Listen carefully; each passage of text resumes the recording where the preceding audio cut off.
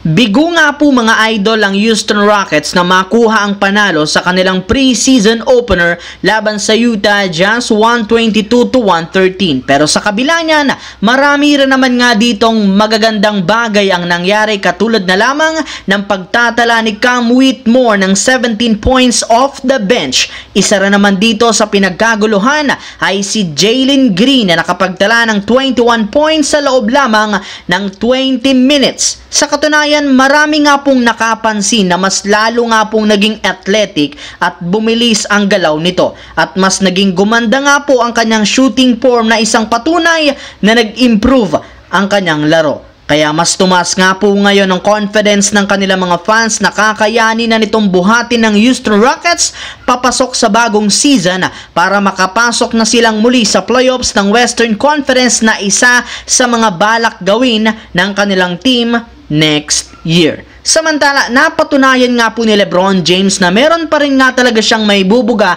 sa pagpasok nito sa ika-22nd NBA season matapos siyang gumawa ng napakagandang performance sa first half lamang. Subalit sa kabila niyan, hindi pa rin naman ito naiwasan na mabatikos ng mga haters dahil sa patuloy na pag-struggle ng kanyang anak na si Bronny James. Sila na naman ang tinatarget, pinagkakatawanaan ngayon ng mga haters kahit man nakagawa sila ng history bilang unang father and son duo na nakapaglaro sa NBA. Kaya dahil nga sumobra ang pambabati ko sa mag-amang LeBron at Bronny, hindi na nga po napigilan pa ni Phil Jackson na sagutin at sampalin ng katotohanan ang mga haters. Ayon dito, hindi nga talaga maintindihan ang pambabatikos na nakukuha ni LeBron James, especially ng kanyang anak, since ngayon lamang siya nakarinig ng isang 50-50 pick na rookie na merong napakalaking expectation mula sa mga fans. Dinaag pa nga nito ang pressure na daladala ng isang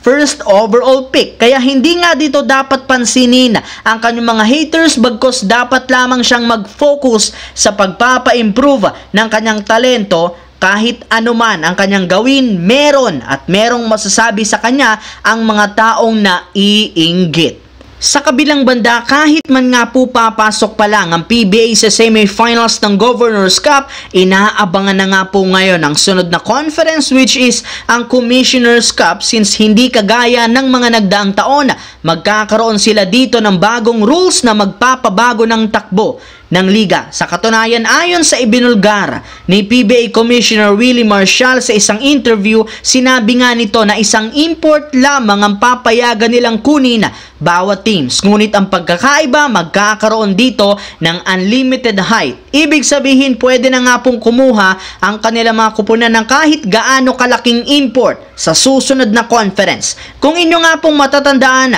hanggang 6'8" lamang ang pinapayagan noon. Dahil sa request ng mga fans at teams, gumawa sila ng pagbabago sa kanilang rules at isa nga ito sa inapurbahan nilang ayusin. At kasabay ng paglabas ng ganyang klaseng lineup, hindi nga po nag-aksaya pa ang Magnolia na kumuha ng bagong import. Base nga po sa inilabas na balita ngayon, interesado nga silang kunin si Dwight Howard, subalit hindi rin naman magiging madali ang pagkuha nila dito dahil may kaagaw nga sila ang kupunan ng Converge na magiging agresibo rin naman para makuha ito.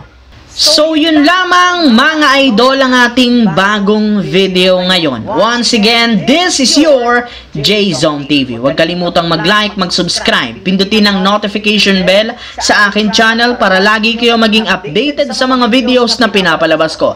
Isang malaking shoutout sa lahat mga idol. Maraming salamat po.